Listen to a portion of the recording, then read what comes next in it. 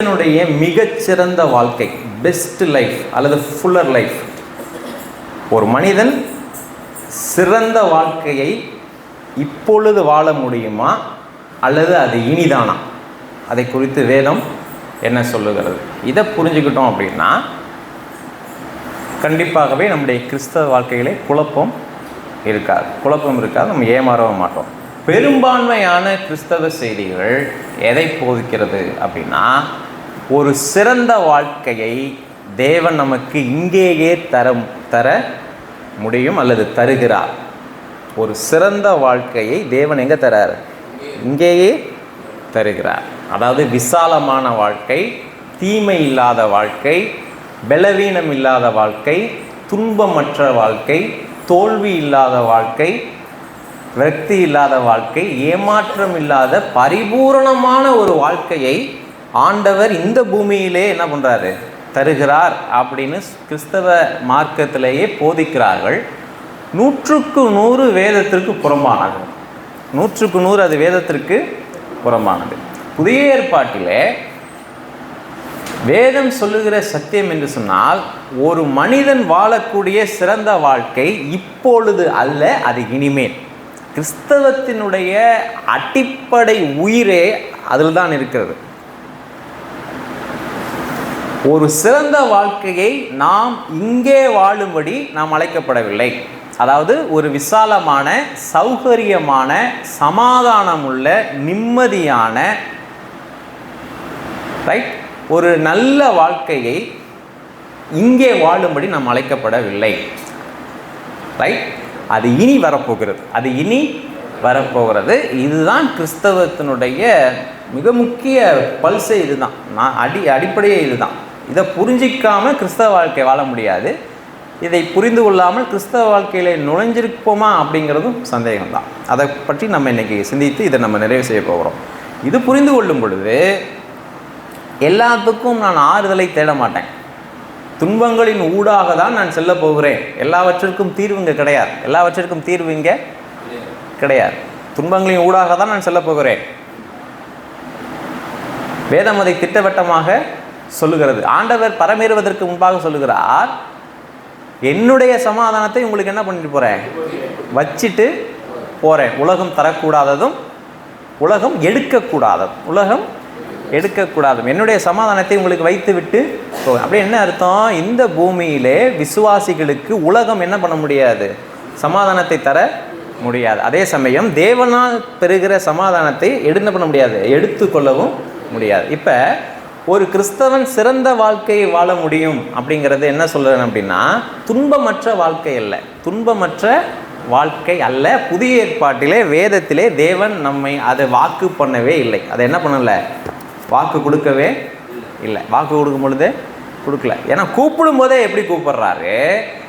நீ என்னை பின்பற்றினால் எல்லாராலும் பகைக்கப்படுவீங்க.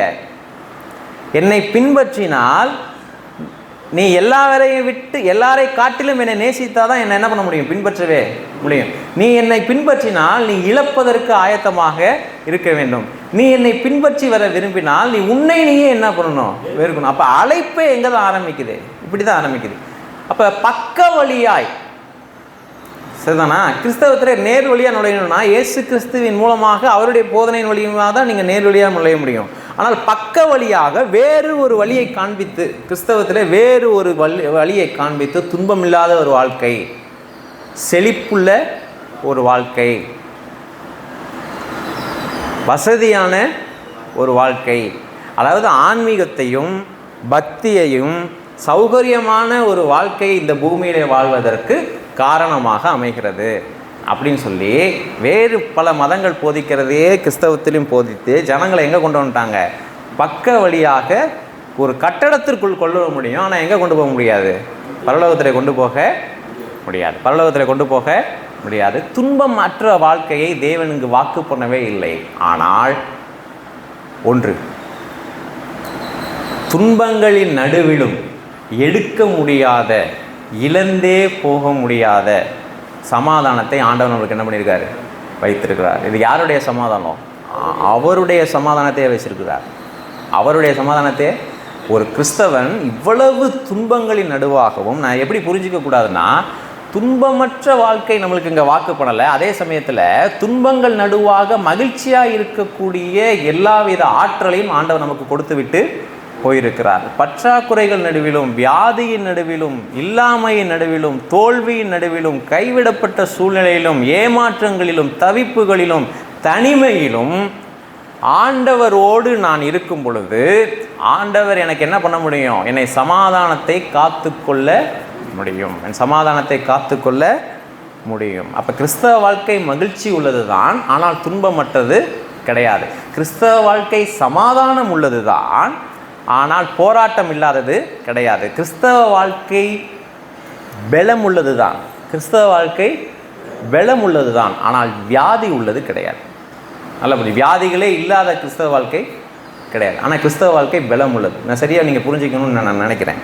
ரைட், இப்போ கவனிங்க, இப்போ க்ளோஸாக அப்படியே இந்த அடிப்படையில் இதை சிந்திக்க போகிறோம். அப்படிங்கும் பொழுது என்னுடைய எதிர்பார்ப்பு நேர்மையாக மாறும். தேவன் கடவுள் யாரையுமே ஏமாற்ற மாட்டார், தெரியுமா? கடவுள் யாரையுமே என்ன பண்ணதில்லை, ஏமாற்ற மாட்டார். பவுல் என்கிற ஒரு மனிதனை ஊழியத்துக்கு அழைக்கிறார்.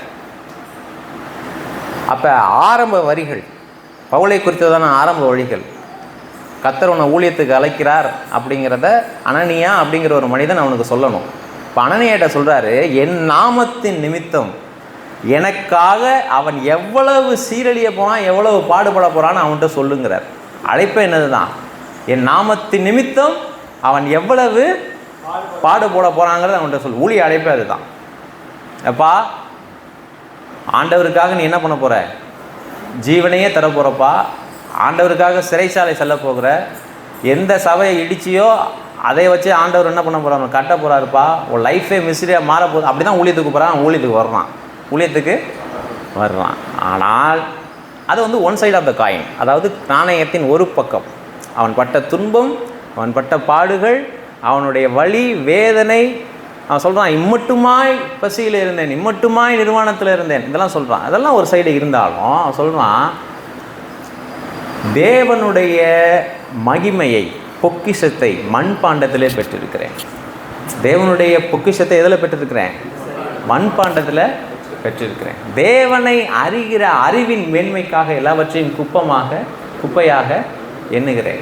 கடவுளுடைய ஆற்றல், வேறு மற்ற உலக ஜனங்களால் புரிந்து கொள்ள முடியாத சமாதானம், உலக ஜனங்களால் புரிந்து கொள்ள முடியாத ஆறுதல், உலக ஜனங்களால் அனுபவிக்க முடியாத கடவுளுடைய ஆற்றல் எனக்குள்ளாக விளங்குவதினாலே நான் இந்த பலவீனத்திலே பிரியப்படுகிறேன். இந்த பலவீனத்தில் பவுலுடைய வார்த்தைகள், என்னை பலப்படுத்துகிற கிறிஸ்துவினாலே எல்லாவற்றையும் செய்ய எனக்கு பலன் உண்டு. இதெல்லாம் பவுலுடைய வார்த்தைகள். கடைசியில் சொல்கிறாரு, நல்ல போராட்டத்தை போராடினேன், விசுவாசத்தை காத்து கொண்டேன், நீதியின் கிரீடம் எனக்காக வைக்கப்பட்டிருக்கிறது. நிச்சயம் உள்ள ஒரு வாழ்க்கை.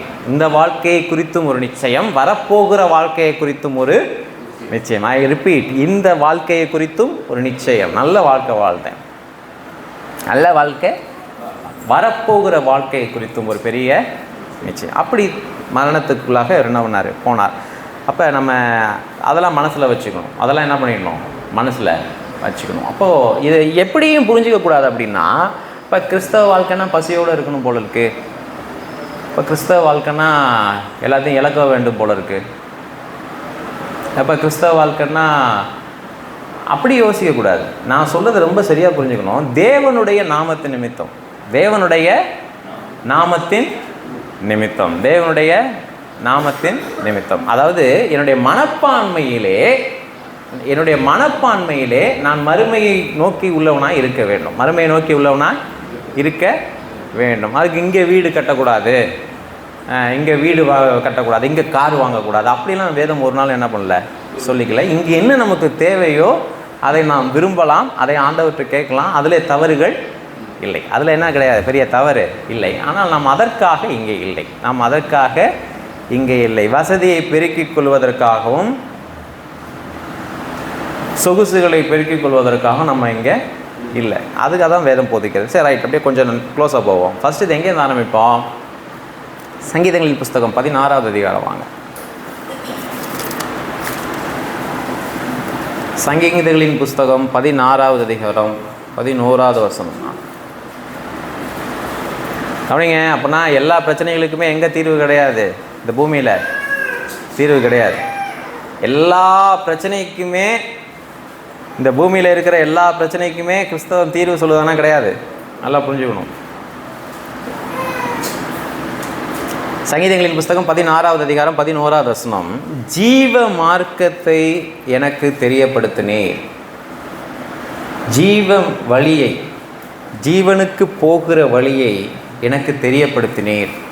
உம்முடைய சமூகத்தில் பரிபூரண ஆனந்தமும் உம்முடைய வலது பாரிசத்தில் நித்திய பேரின்பமும் உண்டு. நித்திய பேரின்பமும் உண்டு. இப்போ இதை எப்படி புரிஞ்சுக்கிறோம்? பெரும்பாலும் இல்லை, அதிகபட்சம் இல்லை,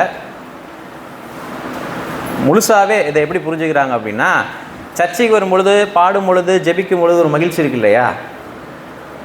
அல்லது வீட்டில் நம்ம இருக்கும் பொழுது ஜெபிக்கும் பொழுது, வீட்டில் ஜெபிக்கிறவங்களா இருந்தீங்கன்னா, வீட்டில் ஜெபிக்கும் பொழுதோ, வீட்டில் ஆராதிக்கும் பொழுதோ, வேதத்தை வாசிக்கும் பொழுதோ ஒரு மகிழ்ச்சி வருது இல்லையா? இப்போ கடவுளோடு நான் உறவு கொள்வதன் மூலமாக எனக்கு ஒரு மகிழ்ச்சி ஏற்படுது இல்லையா? இப்போ அதை தான் நம்ம என்ன நினச்சிக்கிறோம்? உம்முடைய சமூகத்தில் என்ன உண்டு? பரிபூரண ஆனந்தமும் உம்முடைய வலது பாரிசத்திலே நித்திய பேரின்பமும் உண்டு அப்படின்னு நினச்சிக்கிறோம். ஆனால் இந்த வசனம் இதை குறித்து, இந்த பூமியிலே இறை உறவின் மூலமாக நாம் அனுபவிக்கிற மகிழ்ச்சியை குறித்து இந்த வசனம் பேசவில்லை. அதுக்கு முதல் வசனம் வாசிங்க. அதுக்கு முதல் வசனம்னா 10வது வசனம். என் ஆத்துமாவை பாதாளத்தில் விடீர். ரைட். இப்போ எதை பற்றி பேசுகிறாரு? 10வது வசனத்தில் பாதாளத்தை பற்றி பேசுகிறார். அப்போ 11ல் எதை பற்றி பேசுகிறாரு? ஜீவ மார்க்கம், நித்திய வாழ்வை குறித்து பேசுகிறார். நித்திய வாழ்க்கை குறித்து பேசுகிறார். பாதாளத்தை பற்றி பேசுகிறார், நித்தியத்தை பற்றி பேசுகிறார். உலகத்தை பற்றி அவர் என்ன பண்ணல? பேசல. என்ன சொல்ல வரார் அப்படின்னா, நாம் மரித்த பிற்பாடு முழுவதுமாக நாம் தேவனை சென்றடைந்த உடன், அதுதான் அவருடைய பிரசன்னம். ரைட்? என்ன சொல்ல வர்றாரு? ஜீவ மார்க்கத்தை எனக்கு தெரியப்படுத்தினீர் அப்படின்னா என்னென்னா, வழியை கண்டுபிடிச்சிட்டேன், நான் அங்கே வருவேன். வழி எனக்கு என்ன பண்ணிட்டீர்? தெரியப்படுத்தினீர். இயேசு கிறிஸ்துவின் மூலமாக நான் நித்தியத்திலே என்ன பண்ணுறேன்? அடைய முடியும். வழியை என்ன பண்ணிட்டீர்? எனக்கு சொல்லிட்டீர். நான் எங்கே போக மாட்டேன்? பாதாளத்துக்கு போக மாட்டேன். ஏன்னா எனக்கு ஜீவ மார்க்கத்தை போதித்தீர். நிறைய பேர் கேட்குறாங்கல்ல, ஆண்டவர் ஏங்க நரகத்துக்கு அனுப்புகிறாரு? நரகத்துக்கு யாரும் அனுப்பலை. ரெண்டுக்கும் வழி தான் இருக்குது. ரெண்டுக்கு என்ன இருக்குது? வழி தான் இருக்குது. யாரும் தள்ளி விடலை. தள்ளி விடுற மாதிரி இருந்துச்சுன்னா குழி தான் இருக்கும், வழி இருக்காது. உங்களுக்கு விளங்கும்னு நினைக்கிறேன். வழி இருக்குங்க. ஒருத்தன் அதில் நடந்து தான் போகிறான். நித்தியத்தில் ஒருத்தன் என்ன பண்ணுறான்? ட்ராவல் பண்ணுறான். நல்லா புரிஞ்சுக்கணும். அது ஒரு சட்டன், அதாவது ஒரே முடிவு கிடையாது. கடவுள் முடிவு பண்ணிட்டாரு நீ போகிற, அப்படி கிடையாது. ஒரு ட்ராவல், ஒரு பெரிய பயணம். நித்தியத்தை குறித்து ஆலோசித்து முடிவெடுக்கக்கூடிய உரிமையை, நேரத்தை, அவகாசத்தை, வாய்ப்பை ஆண்டவர் எல்லா மனிதனுக்கும் என்ன பண்ணுறாரு? தருகிறார். எல்லா மனிதனுக்கும் தருகிறார். கவனிங்க, ஜீவ மார்க்கத்தை எனக்கு தெரியப்படுத்தினீர். ஜீவ மார்க்கத்தை எனக்கு தெரியப்படுத்தினீர். என்னுடைய ஆத்துமாவை எங்கே விட மாட்டீர்? பாதாளத்தில் விட மாட்டேன். என்ன சொல்கிறாரு? ஜீவ மார்க்கத்தை எனக்கு தெரியப்படுத்துறீல்ல, அந்த வழியை நேராக, அந்த வழியிலே உம்மை அடைவேன். அந்த வழியிலே என்ன பண்ணுவேன்? உம்மை அடைவேன். அந்த சமூகத்திலே, நீர் இருக்கும் இடத்துல என்ன உண்டு? பரிபூரண ஆனந்தமும் உம்முடைய வலது பாரிசத்திலே நித்திய பேரின்பமும். கவனிங்க, நித்திய பேரின்பம், என்றென்றைக்குமான பேரின்பம், இழந்து போக முடியாத பேரின்பம். அது எங்கே தான் உண்டு? அது எங்கே தான் உண்டு? அங்கே தான் உண்டு. இங்கே ஜெபம் பண்ணுற வரைக்கும் நல்லா இருக்கும், வசனத்தை கேட்குற வரைக்கும் நல்லா இருக்கும், ஒரு மாதிரி நம்பிக்கை இருக்கும், ஒரு புத்துணர்ச்சி இருக்கும், ஒரு பெரிய ஆற்றல் இருக்கும், கொஞ்சம் பரிசுத்தமாக ஃபீல் பண்ணுவோம். ஆனால் உலகத்துள்ள போகும்போது எப்படி தான் போவோம்? மறுபடியும் என்ன ஆகும்? ட்ரை ஆகும். இங்கே என்ன சொல்கிறாரு? உம்முடைய வலது பாரிசத்தில் என்ன உண்டு? நித்திய பேரின்பம் உண்டு. டெம்பரவரியாக, கொஞ்சமாக, முன்ருசியாக நாம் இங்கே அனுபவிக்கிற இறை பிரசனத்தை குறித்து இது பேச இல்லை.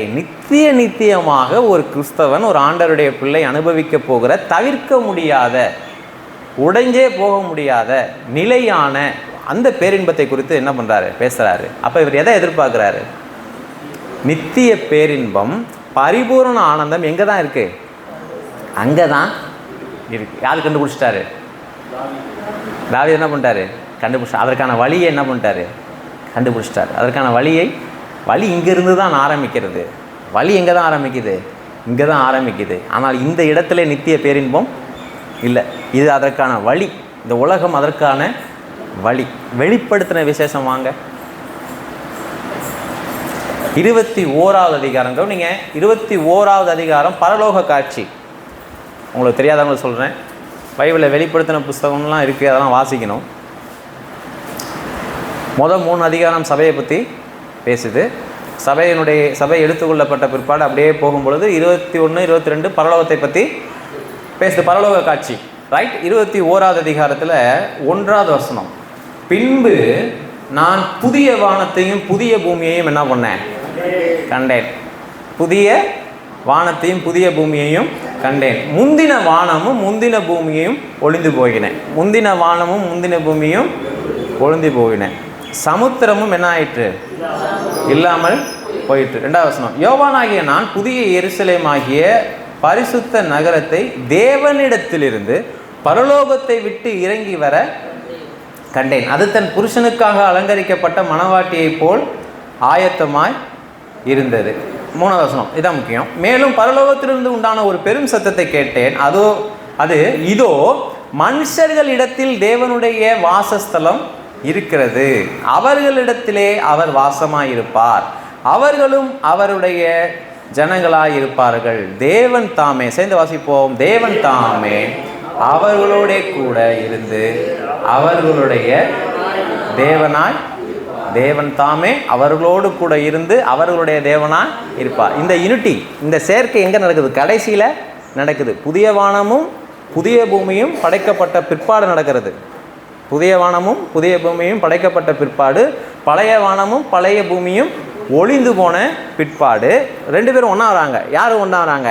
எப்படி அலங்கரிக்கப்பட்ட ஒரு மணமகள், மணவாட்டி அப்படின்னா திருமணத்திற்கு முன்பாக ஒரு பெண்ணினுடைய பெயர் மணவாட்டி. சபை மனைவி அல்ல, மணவாட்டி.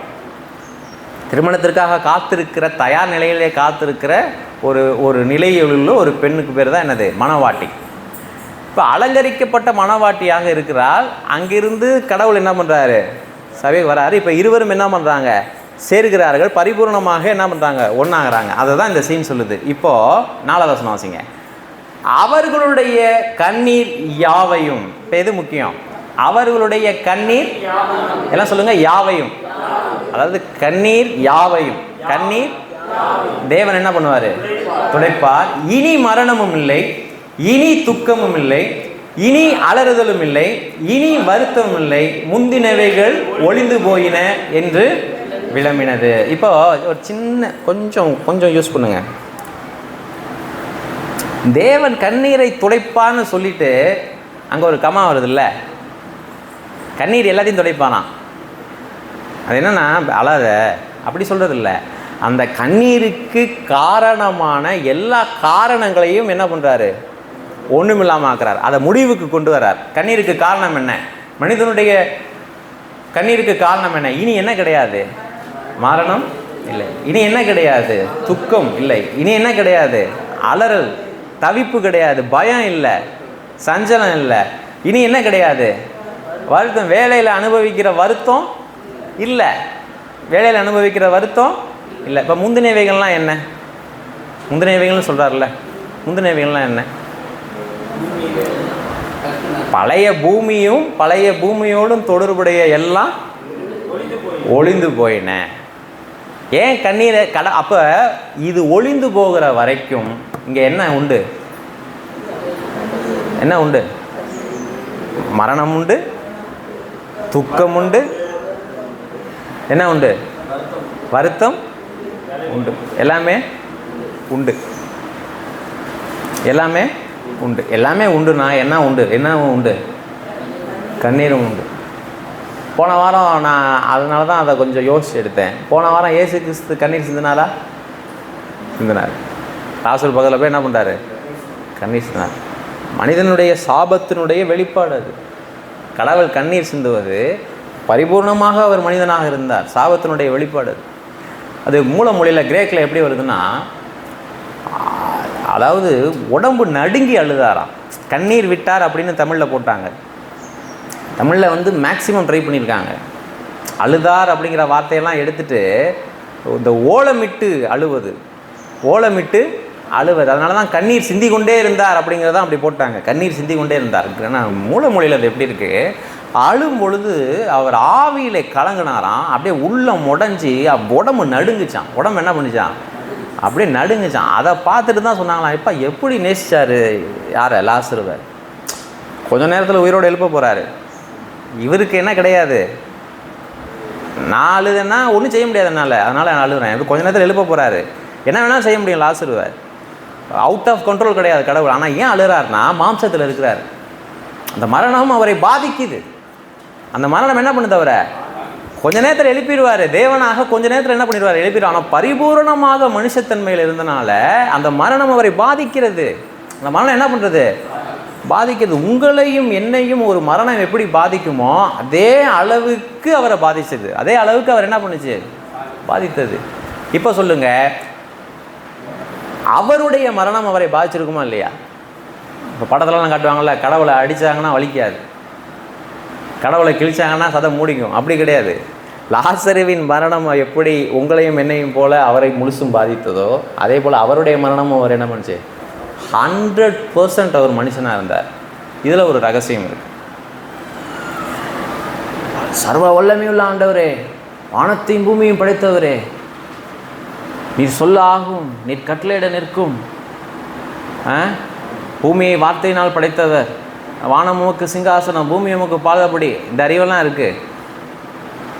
ஆனால் கடவுள் மனிதனானார் அப்படிங்கிற அறிவு உங்களுக்கு இல்லைன்னா என்னென்னலாம் ஆகும் தெரியுமா? ஆண்டவரே, என்னை போல நீர் பாடு அனுபவித்தீர், என்னை போல நீர் அழுதீர், மரியாளின் குமாரனே அப்படிங்கிறாங்க. அப்படின்னா என்ன அர்த்தம் தெரியுமா?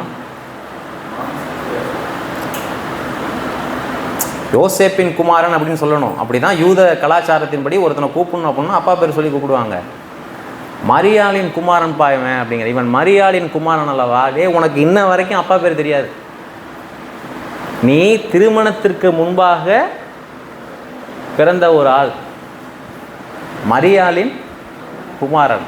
அவருடைய பிறப்பின் கண்ணியத்தை குறைக்கின்ற அளவுக்கு அவர் என்ன பண்ணாங்க, பேசினாங்க. எப்போ வரைக்கும்? ஊழியத்துக்கு வந்த இவன் மரியாளின் குமாரன் அல்லவா அப்படிங்கிறான். அப்படியே சுள்ளுன்னு குத்துற மாதிரி. அவர்கள் சகோதரர்கள் அவரை ஏற்றுக்கல, விசுவாசிக்கல. சகோதரர் என்ன பண்ணல, அவர் உயிரோடு இருக்க வரைக்கும் விசுவாசிக்கல. நண்பர்கள் கூட இருந்தாங்களா? இல்லை. என்ன வேலை பார்த்தாரு? ஒரு கண்ணியம் குறைவான வேலை பார்த்தாரு.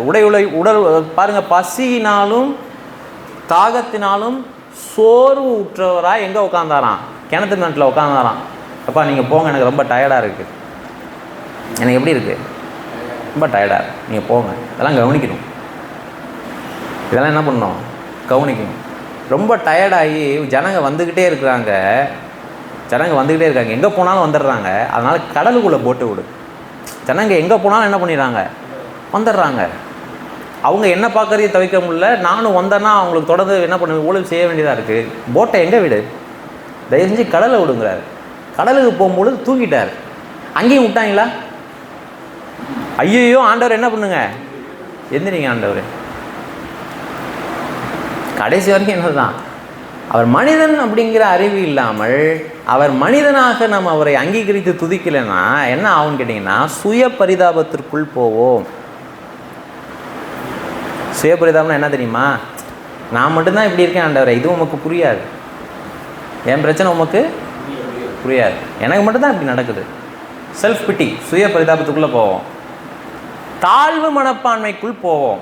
கடவுளையும் என்னையும் என்னால் பொருத்தி பார்க்க முடியலன்னா எதுக்குள்ளே போவேன்? தாழ்வு மனப்பான்மைக்குள்ளே போவேன். ரெண்டு தாழ்வு மனப்பான்மையும் செல்ஃப் பிட்டி, சுய பரிதாபம் சேர்ந்துச்சுன்னா அடுத்த டிப்ரெஷனில் போயிடுவோம். அடுத்து என்ன போயிடுவோம்? டிப்ரெஷனில் போயிடுவோம். ஏன்? கடவுளுடைய மனுஷீகத்தை நான் என்ன பண்ணல, அறியல. எனக்காக அவர் மனுஷனானார்னு, எனக்காக அவர் என்ன பண்ணார், பரிபூரணமாக மனிதனாக இருந்தார். எங்கே பிறந்தார்? எங்கே பிறந்தார்? மாட்டு தொழுவத்தில் பிறந்தார். பிறக்கும் போதே கொல்ல தேடுறாங்க. அப்பா இல்லாமல் வளர்ந்தாரா இல்லையா? அப்பா இல்லாமல் வளர்ந்தார். மூத்த பிள்ளை. அவர் யார்? மூத்த பிள்ளை. தம்பிக்கு 30 வயசு ஆகலை. 30 வயசு ஆனாதான் தம்பிக்கு குடும்பத்தை பார்க்க வேண்டிய பொறுப்பு வருது யூத கலாச்சாரத்தின்படி. 30 வயசு இன்னும் என்ன பண்ணல, ஆகலை. அதனால் சிலுவையில் தொங்குறாரு. கடைசி கடமை தாயை என்ன பண்ணணும்? தாய் என்ன பண்ணணும்? செத்துட்டா அடுத்தது தாயை ஹேண்டர் பண்ணணும். ஆனால் தம்பிக்கு என்ன ஆகலை, இன்னும் 30 வயசு ஆகலை. 30 வயசு ஆனால் தான் முழு ஆம்பளை யூத கலாச்சாரத்தின்படி. அதனால் என்ன சொல்கிறாரு, ஃப்ரெண்டுக்கிட்ட சொல்லிட்டு போகிறாரு, எப்பா இது முதல் அதோ உன் தாய். அது ஹிஸ்ட்ரி என்ன சொல்லுது அப்படின்னா, அதனால தான் அதெல்லாம் படிக்கணும். அவர் டக்குன்னு அந்த சிலுவையின் நேரத்திலே அந்த பொறுப்பை தரலை, முன்னாடியே செட் பண்ணியிருந்தார். அதனால தான் அவன் சாகும்பொழுது அந்த ஒருத்தன் அங்கே போகிறான். அந்த பொறுப்பை வாங்குவதற்கு தான் அவன் சாகும்பொழுது என்ன பண்ணுறான், ஒருத்தன் அங்கே போகிறான். அவன் 2வது மகனுக்கு 30 வயசு ஆனதுக்கப்புறம் இந்த தாயை கொண்டு போய் யார்கிட்ட ஹேண்டர் பண்ணணும்? யோவான் யார்கிட்ட ஹேண்டர் பண்ணணும்? அவன்கிட்ட ஹேண்டர் பண்ணணும். அது வரைக்கும் யார் பார்த்துக்கணும்? யோவான் என்ன பண்ணணும்? பார்த்துக்கணும். கடைசி அந்த சிலுவையில் தொங்குற வரைக்கும் எல்லாம் முடிஞ்சதுன்னு சொல்கிறாருல, அதை அவருடைய மனுஷிக கடமையும் சேர்த்து தான் முடிச்சுட்டு போனார். எதையும் பேலன்ஸ் வச்சுட்டு போகல, எதையும் என்ன பண்ணிட்டு போகல, பேலன்ஸ் வச்சுட்டு போகல. கோயிலை சொல்கிறார், தன்னை பின்பற்றுகளை சொல்கிறாரு, உங்களை நான் திக்கற்றவர்களாக விடேன். நான் போனதுக்கப்புறம் நீங்கள் என்ன பண்ணணும் அப்படின்னு சொல்லி யோசிக்க வேண்டாம். அவர் போனான்ப்பா, பாதியிலே போயிட்டாரு, அடுத்து என்ன செய்யணும் அப்படி நீங்கள் யோசிக்க வேணாம். நான் ஒரு இடம் சொல்கிறேன், அங்கே போய் காத்துரு. 50வது நாளில் யார் வருவார்? வேறொரு தேற்றரவாளன், வேறு ஒரு குருவானவர் உங்களுக்கு வருவார். நான் வெளியே இருந்து நடத்தினேன், அவர் உள்ளே இருந்தே உங்களை என்ன பண்ணுவார், நடத்துவார். அது வரைக்கும் நவுறாத ஒரு இடத்துல போய் என்ன பண்ணு, உட்கார். எத்தனை நாள் காத்திருந்தாங்க? 10 நாட்கள் என்ன பண்ணாங்க, காத்திருந்தாங்க. எல்லாவற்றையும் முடிச்சுட்டு தான் போனார். எல்லாவற்றையும் என்ன பண்ணார், முடிச்சுட்டு தான் போனார். ரைட், இப்போ சப்ஜெக்ட்டுக்கு வாங்க. என்ன சொல்ல வரான்னா, இங்கு என்ன உண்டு, கண்ணீர் உண்டு. இங்கே என்ன உண்டு, கண்ணீர் உண்டு. லாசரு உயிரோடு எழுப்பினார்ல, மறுபடியும் செத்தானா இல்லையா? மறுபடியும் செத்தானா இல்லையா? இங்கே இருந்து இப்போ இந்த வாரம் உங்கள் கண்ணீரை தொடச்சாருன்னா அதுக்கப்புறம் அழுகவே மாட்டோமா? கண்டிப்பாக அழுவோம். இந்த வாரம் ஆண்டவர்கிட்ட பேசினாருங்க, ரொம்ப ஆறுதலாக இருந்துச்சுங்க, நல்லது. கொஞ்ச நேரம் தான் இருக்கும், அடுத்தது சந்திக்கிற வரைக்கும் தான். அதான் யதார்த்தம். அடுத்த பிரச்சனைக்கு சந்திக்கிற வரைக்கும் தான் அந்த ஆறுதல் இருக்கும். ரொம்ப இன்னைக்கு ரொம்ப உற்சாகமாக இருந்துச்சு, உண்மை. ஆனால் நான் புரிஞ்சுக்கணும், இந்த உற்சாகம் டெம்பரவரி, இந்த உற்சாகம் டெம்பரவரி. இன்னும் கொஞ்சம் நேரம் தான் இருக்க போகுது. அடுத்த பிரச்சனைக்குள்ளே வரும்பொழுது மறுபடியும் நான் சார்ஜ் பண்ணணும், மறுபடியும் எங்கே தான் போகணும், தேவனுடைய சமூகத்துக்கு போகணும். அப்படின்னா எனக்கு என்ன அறிவு வரணும், இங்கே பிரச்சனைகள் இருக்க தான் போகுது, எல்லாத்தையும் மாற்றணும்னு முயற்சி பண்ணக்கூடாது. பாருங்கள், அம்மாவை மாற்றிடணும், அண்ணனை மாற்றிடணும், அப்படியெல்லாம் முயற்சி பண்ணக்கூடாது. தொடர்ந்து போடும், தொடர்ந்து என்ன பண்ணணும், மூவ் ஆகிட்டே போகணும். என்ன சொல்ல வராரு, முந்தினவைகள் ஒளிந்து போயின, முந்தினவைகள் ஒளிந்து போயின. முந்தினவைகள்லாம் என்னன்னா, மரணம், துக்கம், அலறல், வருத்தம், அது இருக்கிற இடமாகிய பூமி, அது இருக்கிற இடமாகிய மொத்தமாக முடிஞ்சிருச்சுப்பா, இனி எல்லாமே புதுசு. அதுதான் அவர் கண்ணீர் யாவையும் என்ன பண்ணுவார், துடைப்பார். இங்கு நம் கண்ணீரை துடைக்கிறார், ஆனால் கண்ணீர் யாவையும் துடைக்கலை. அதாவது புரியுதா? இதையும் புரிஞ்சவங்க கரங்களை உயர்த்துங்க. கண்ணீரை துடைக்கிறார், ஆனால் கண்ணீர் யாவையும் என்ன பண்ணல. என்ன ரெஃபரன்ஸு? ஏசு கிறிஸ்துவே பூமிக்கு வந்தாலும் அழணும், ஏசு கிறிஸ்துவே பூமிக்கு வந்தாலும் அழதான் வேண்டும், வேறு வழி கிடையாது. ஆனால் அதற்கு நடுவாக அவர் எப்படி வாழ்ந்தார்? ஒரு தோல்வியுற்ற மனிதனாக வாழ்ந்தாரா, ஜெயமுள்ள மனிதனாக வாழ்ந்தாரா? அதை தான் பார்க்கணும். நான் சந்திக்கக்கூடிய எல்லா பிரச்சனைகளும் அவற்றையும் அவரும் என்ன பண்ணார், சந்தித்தார். என்னுடைய துக்கம், என்னுடைய பாடுகளை அவர் ஏற்றுக்கொண்டார். பாடுகளின் நடுவிலே, துக்கங்கள் நடுவிலே அவருடைய இறை ஆற்றலை பயன்படுத்தி இருப்பார் என்று சொன்னால் அந்த பலி என்ன ஆகாது, செல்லாது. அந்த பலி என்ன ஆகாது, செல்லாது. அவர் பரிபூர்ணமான மனிதனாக இருந்தார். தேவன் எதையும் ஜெயிக்க வேண்டியது இல்லை, தேவன் எதையுமே ஜெயிக்க வேண்டியது இல்லை. காரணம் என்னவென்று சொன்னால் அவருக்கு எதிரானவர்களும் நிகரானவர்களும் கிடையவே கிடையாது. ஆனால் மரணத்துக்கு பின்பாக சொல்கிறாரு, எல்லாத்தையும் ஜெயிச்சிட்டேன், எல்லாத்தையும் என்ன பண்ணிட்டேன், ஜெயிச்சிட்டேன். அப்போ யாராக இருந்து ஜெயித்தார்? மனிதனாக இருந்து ஜெயித்தார். ஜெயமுள்ள ஒரு வாழ்க்கையை வாழ்ந்தார். 100% ஜெயமுள்ள ஒரு வாழ்க்கையை வாழ்ந்தார். அங்கே தான் சீக்ரெட் இருக்குது. அங்கே தான் என்னவா இருக்குது, சீக்ரெட் இருக்குது. பெருசாக படிக்கல. அன்றைக்கு உயர் மக்களுக்கு கிடைத்த, பவுலுக்கு கிடைத்த கல்வி யாருக்கு கிடைக்கல? இயேசு கிறிஸ்துவுக்கு கிடைக்கல. பவுலுக்கு இருந்த செல்வாக்கு யாருக்கு இல்லை? இயேசு கிறிஸ்துவுக்கு இல்லை. இயேசு கிறிஸ்துவுக்கு இல்லை. பவுலை கூப்பிட்றாங்க, ஐயா நீங்கள் ஏதாவது இப்படி கீழே உட்காந்துருக்கீங்களே, நீங்கள் ஏதாவது சொல்ல வேணும்னா என்ன பண்ணலாங்க, தாராளமாக வந்து சொல்லாங்க. ஏன்னா அந்த மாதிரி பவுல் வந்து பிரபலியமான ஒரு ஆள், அங்கே மெத்த கல்விமான், மெத்த கல்விமான். இவர் ஏதாவது நின்று பேசினார்னா, இவன் என்ன கார்பெண்டர், தச்சன் அல்லவா, இவன் என்ன வந்து இங்கே என்ன பண்ணிகிட்டு இருக்காரு, ப்ரொஃபஸர் மாதிரி பேசிகிட்டு இருக்கான். அப்படி அவர் ஞானத்தை என்ன பண்ணாங்க, உதாசீனம் பண்ணாங்க. இப்போ என்ன சொல்ல வரேன் அப்படின்னா, கண்ணீர் யாவையும் துடைக்கிற இடம் இனி வரப்போகிறது. இனி என்ன பண்ணுது, இனியா வரப்போகிறதா, இனியா வரப்போகுதா? இப்போ இங்கே ஒன்றும் பண்ண மாட்டாரா? இங்கே ஒன்றும் கிடையாதா? இங்கே ஒன்றும் கிடையாதா? அப்போ இங்கே இப்படி தாங்க இருக்கும் அப்படின்னு வேதம் போதிக்குதா? அப்படி வேதம் போதிக்குதா? அப்படி தான் போதிக்குது. ஏன் குழம்புறீங்க?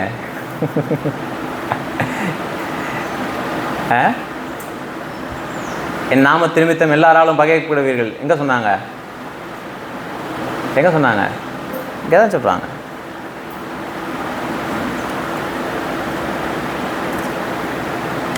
அதை தாங்க சொல்கிறேன். இங்கே பாடுகள் நமக்கு உண்டு, இங்கே பாடுகள் நமக்கு உண்டு. கவனிங்க, இப்போ பாடுகள் பெருசா அப்படின்னா பாடுகள் பெருசு கிடையாது. பவுல் சொல்லுகிறார், இனி ஒரு மகிமையை நான் அனுபவிக்க போகிறேன் இல்லையா, அதோடு ஒப்பிட்டு பார்க்கும் பொழுது இந்த பாடுகள் ஒன்றுமே இல்லை. பாடுகளை தனியாக பார்க்கின்ற மனிதன் அதை பெருசாக என்ன பண்ணுவான், நினைப்பான். ஆனால் கிறிஸ்தவ பாடுகள் மகிமை இல்லாமல் இல்லை. கிறிஸ்தவ பாடுகளினுடைய, கிறிஸ்தவ வாழ்க்கையின் பாடுகள் உலகத்திலிருந்து எப்படி வேறுபடுது அப்படின்னா, பாடுகள், துன்பம், வெட்கம், அவமானம் இதெல்லாம் தான் பாடுகளோடு சேர்ந்தது. ஆனால் கிறிஸ்தவ அனுபவிக்கிறது எல்லாத்தோட எதுவும் சேர்ந்துருக்கும், மகிமையும் சேர்ந்துருக்கும். மகிமைங்கிறது அளவுக்கு அதிகமாக சேர்ந்துருக்கும். அது பாடுகளோடு ஒப்பிடத்தக்கது அல்ல. அது பாடுகளோடு ஒப்பிடத்தக்கது அல்ல. பாடுகளோடு ஒப்பிடத்தக்கது அல்ல. கண்ணீர் யாவையும் அவர் என்ன பண்ணுவார், துடைப்பார். முந்தினவைகளெல்லாம் என்ன பண்ணுச்சு, ஒளிந்து போயிடுச்சு. இப்போ கடவுள் யார் கூட வந்துட்டார், தன்னுடைய சபையோடு கூட இணைக்கப்பட்டார். சபை கடவுளோடு கூட இணைக்கப்பட்டது. இனி என்ன கிடையாது, துக்கம் இல்லை, அலறுதல் இல்லை, எல்லாம் என்ன நினச்சிங்க, ஒளிந்து போயிடுச்சு. இதைத்தான் சங்கீதத்தில் சொன்னார். அவருடைய சமூகத்தில் என்ன உண்டு, பரிபூர்ண ஆனந்தம். அவருடைய சமூகத்தில் என்னங்கிறதுனா, நானும் அவரும் நித்தியத்திலே சேருவது, தேவனுடைய வாசஸ்தலம் என்னிடத்திலே வருவது, தேவனுடைய வாசஸ்தலம் என்னிடத்திலே வருவது, தேவனுடைய வாசஸ்தலம் என்னிடத்திலே வருவது. கொஞ்சம் கஷ்டமாக இருக்கா புரிஞ்சுக்கிறதுக்கு? கொஞ்சம் இது கஷ்டமாக இருக்கா? ரைட். இப்போ இதைத்தான் அந்த பழைய புதிய ஏற்பாட்டு கிறிஸ்தவர்கள் இந்த அறிவில் தான் வாழ்ந்தாங்களா அப்படிங்கிறத நம்ம பார்க்க போகிறோம். எபிரேயரின் புஸ்தகம், எபிரேயர் அப்படின்னா உங்களுக்கு தெரியும், யூதர்களுக்கு இன்னொரு பேர் என்ன, எபிரேயர், ஆங்கிலத்தில் ஹீப்ரூஸ். யூதர்களுடைய புஸ்தகத்தில் என்ன சொல்கிறாருன்னா, 11வது அதிகாரத்தில் 14, 15, 16 3 வசனத்தில் வாசிக்க போகிறேன், கவனிச்சுட்டு வாங்க. எபிரேயரின் புஸ்தகம் 11வது அதிகாரம் 14, 15, 16. இப்படி அறிக்கையிடுகிறவர்கள் சுயதேசத்தை நாடி போகிறோம் என்று என்ன பண்ணுறாங்க, தெரியப்படுத்துகிறார்கள். அது முன்னாடி வாசிடுங்களேன். இப்படி அறிக்கையிடுகிறவர்கள் அப்படின்னா எப்படி அறிக்கையிடுகிறவர்கள்? 13 வாசிங்க.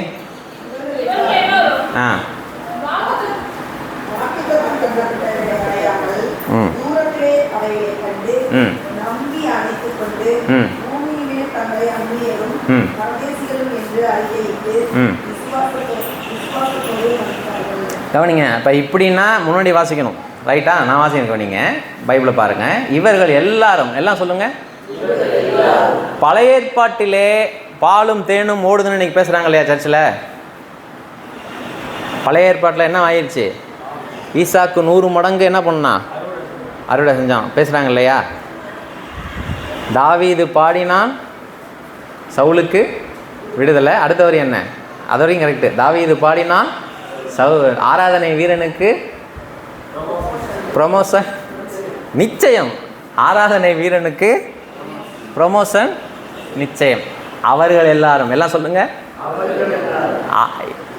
இன்னைக்கு யாரெல்லாம் சொல்லிக்கிட்டு இருக்காங்களோ இந்த பூமியில் செழிப்பாக வாழலாம், அப்படி வாழலாம், இப்படி வாழலாம் அப்படிங்கிறதுக்கு யாரெல்லாம் அடையாளமாக எடுத்து சொல்கிறாங்களோ அவர்களை பற்றி தான் 11வது அதிகாரத்தின் ஆரம்பத்தில் பேசுகிறார். விசுவாச வீரர்களின் பட்டியல். வீட்டுக்கு போய் வாசிச்சு பாருங்க. விசுவாச வீரர்களின் அவர்கள் எல்லாரும், எல்லாம் சொல்லுங்க. அவர்கள் எல்லாரும், இவர்கள் எல்லாரும். அவர்கள் எல்லாருமா இவர்கள் எல்லாருமா? நான் சொல்கிறேன் அவர்கள் எல்லாரும். ஆனால் அந்த பட்டியலில் 11வது வசன அதிகாரத்தில் அந்த பட்டியல் இருக்கிறதுனால அதில் ஆத்தர் என்ன சொல்கிறாரு? இவர்கள் எல்லாரும் வாக்குத்தத்தம் பட்டவைகளை அடையாமல். பக்கத்தில் சொல்லுங்க, அடையாமல். ஏன்னா அவங்களுக்கு கவனிங்க, நீங்கள் எவ்வளோ கோடு போட்டாலும், எவ்வளவு காடு உள்ளே வச்சுக்கிட்டாலும் வசனம் சொல்லுது அவர்கள் எல்லாரும் வாக்குத்தத்தம் பண்ணப்பட்டதை. பைபிளில் இருக்கா? டிசம்பர் 30 வரைக்கும் உனக்கு நிறைவேற்றினாலும் 31 தேதி இந்த கடைசி நேரத்தில் கர்த்தர் நிறைவேற்ற வல்லமையாக இருக்கிறார். அக்கா பாபா அவ்வளோதான். நிறைவேற்ற அப்புறம் சாட்சி கர்த்தர் நிறைவேற்றிட்டார். இவங்க எங்கேருந்து வாக்குத்தத்தத்தை உருவுறானோ, இவன் எதை வச்சு ஜனங்களை ஏமாத்துறானோ, எந்த கதாபாத்திரங்களை எடுத்து கதை சொல்கிறானோ அவங்கள பற்றி தான் சொல்லுது. இவர்கள் எல்லாரும் வாக்குத்தத்தம் பண்ணப்பட்டவர்களை அடையாமல் தூரத்திலே அவைகளை. தூரத்தில்னா என்ன? இங்கே இருந்துட்டு எங்கே பார்க்குறாங்க? என்ன பாருங்க, இங்கே நின்றுக்கிட்டு எங்கே பார்க்குறாங்க? தூரத்திலே அவைகளை கண்டு நம்பி, எல்லாம் சொல்லுங்க, அணைத்து கொண்டு பூமியின் மேல் தங்களை அந்நியரும். அந்நியர்னா ஃபாரினர்ஸ். பூமிக்கே நாங்கள் யார்? அந்நியர். பூமிக்கே நாங்கள் யார்? அந்நியர். பூமியின் மேல் தங்களை அந்நியரும் பரதேசிகள். பரதேசின்னு யாராவது திட்டினாங்கன்னா அர்த்தம் தெரிஞ்சவன் சந்தோஷப்படுவான். சொந்த நிலம் இல்லாதவன் அர்த்தம். பரதேசினா யார்? சொந்த நிலம் இல்லாதவன். உள்ளூர்காரன் வெளியூர்காரன் ஏதாவது வம்பு பண்ணான்னா அவனை பரதேசின்னு திட்டுவான். ஏன்னா உனக்கு சொந்த இடம் இல்லை, நீ இங்கே வந்து என்ன பண்ணுற, குடியிருக்க. என்ன சொல்கிறாங்கன்னா இதை இவங்களே அறிக்கை செஞ்சிட்டாங்க. இவங்களே என்ன பண்ணிட்டாங்க? உலகத்துக்கு சொல்லிட்டாங்க, நாங்கள் இந்த உலகத்துக்கு யார்? ஃபாரினர்ஸ், அந்நியர்கள். அப்புறம் யார்? பரதேசிகள் என்று அறிக்கையிட்டு விசுவாசத்தோடு. எல்லாம் சொல்லுங்க. இன்னைக்கு ஏன்பா வாக்குத்தத்தம் நிறைவேறலையா? ஆண்டவர் என்ன பண்ணல? நீ ஆண்டவர் விசுவாசிக்கல சரியா? ஆண்டவர் என்ன பண்ணல சரியா? என்ன பண்ணல? விசுவாசிக்கல. இங்கே கஷ்டப்படுறியா? ஆண்டவரை சரியா நீ என்ன பண்ணல? விசுவாசிக்கல. ப்ராஸ்பரிட்டி நம்பர் 1, துருபதேசத்தின் முதல் பகுதி கவனிச்சிங்க.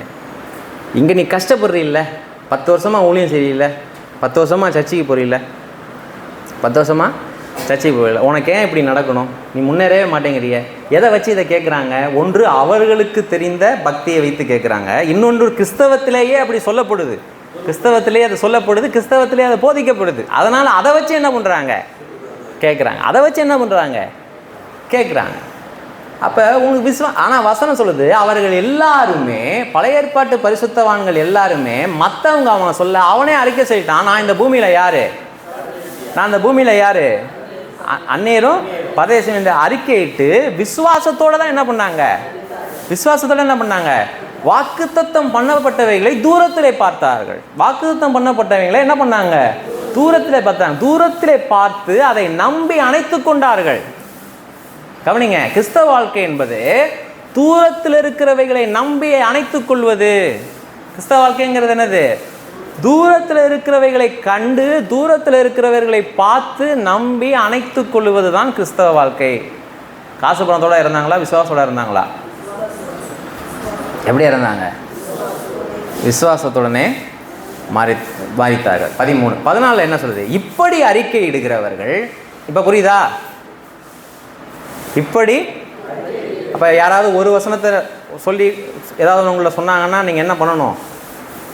அவ்வளோதான்.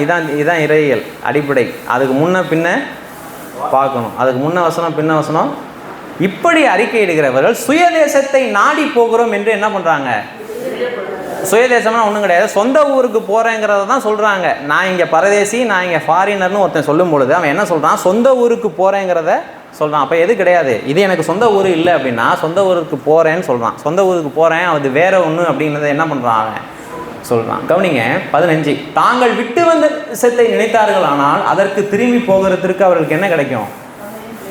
எப்பா இந்த பூமியிலே வேற ஒரு ஊரை அவன் சொல்லியிருந்தான்னா அதுக்கு போகிறதுக்கு அவனுக்கு பூமியில் நிறைய நாட்கள் இருந்துச்சுல்ல. அவன் அதை சொல்லலை. எதை சொல்லியிருக்கான்? பரலோகத்தை குறித்து சொல்லியிருக்கான். எபிரேயர் 11:16. அதை அல்ல, எல்லாம் சொல்லுங்க. இந்த உலகத்தை அல்ல, அதிலும் மேன்மையான பரமதேசத்தையே என்ன பண்ணாங்க?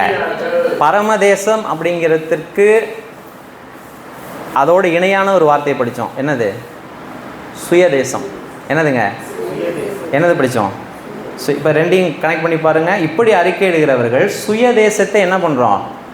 நாடி போகிறோம். அப்போ பரம தேசம் தான் இவனுடைய சுயதேசம். சொந்த ஊர் எது? பரம தேசம். புரியுதா? பரம தேசம். கவனிங்க, தாங்கள் விட்டு வந்த தேசத்தை நினைத்தார்களானால் அதற்கு திரும்பி போவதற்கு அவர்களுக்கு என்ன கிடைத்திருக்கும்? சமயம் கிடைத்திருக்குமே. அதையல்ல, அதிலும் மேன்மையான பரம தேசத்தை விரும்பினார்கள். எல்லாம் சொல்லுங்கள், எழுமி நிற்போம்.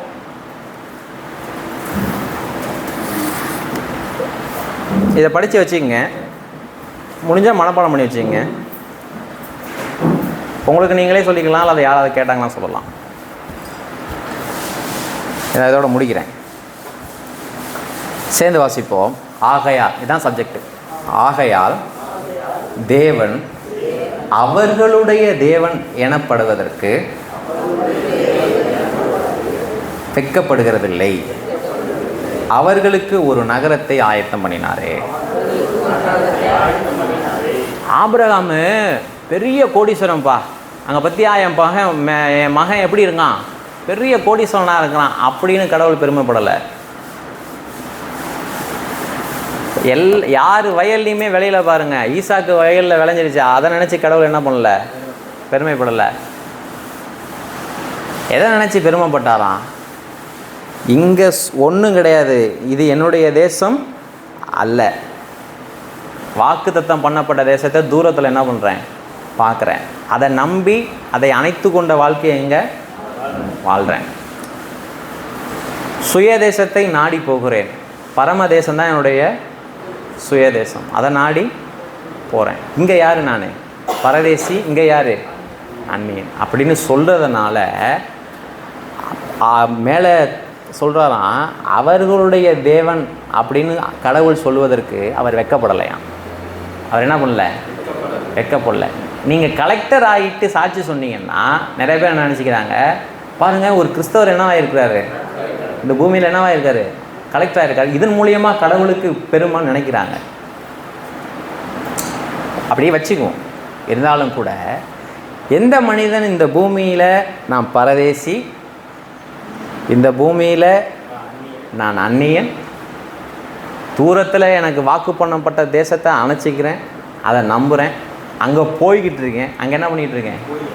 போய்கிட்டு இருக்கேன், அதுதான் என்னுடைய சுயதேசம் அப்படின்னு சொல்லி விசுவாசத்தோடு ஒன்றும் இல்லாமல் மறிக்கிறான்னால அவனை பார்த்து தான் கடவுள் என்ன பண்ணுவார்? இவன் என்னுடைய பிள்ளைங்கிறதுக்கு அவர் வெட்கப்பட மாட்டார். என்னுடைய பிள்ளைங்கிறதுக்கு வெட்கப்பட மாட்டார். நான் சொல்ல புரியுதா? இதெல்லாம் புரிஞ்சவங்க கரங்களை வைத்த முடியுமா? என்ன நினச்சிக்கிறாங்க, இன்றைக்கி நிறைய கிறிஸ்தவர்களுக்குள்ளேயே ஒரு தாழ்வு மனப்பான்மை, நிறைய கிறிஸ்தவர்களுக்குள்ளேயே தாழ்வு மனப்பான்மை உங்களுக்கு வந்துருச்சு அப்படின்னா நீங்கள் பக்கத்தில் இருக்கவங்க எல்லாத்தையும் சொல்கிறத கேட்குறீங்கன்னு அர்த்தம். கடவுள் என்ன சொல்கிறான்னு கேளுங்க. நீங்கள் ரொம்ப ஒடுக்கப்பட்ட நிலையிலே, தரித்திர நிலையிலே, பற்றாக்குறையிலே, செல்வாக்கற்ற ஒரு நிலையில் ஒரு எளிய வாழ்க்கையை நீங்கள் வாழ்வீர்கள் என்று சொன்னால், இந்த பூமியிலே நான் அந்நியன், நான் பரதேசி அப்படிங்கிற மனநிலையோடு நீங்கள் வாழ்வீர்கள் என்று சொன்னால், அதை அறிக்கை செய்வீர்கள் என்று சொன்னால், தேவன் பரதேசியின் தேவன் என்று சொல்வதற்கு என்ன பண்ண மாட்டார்? வெட்கப்பட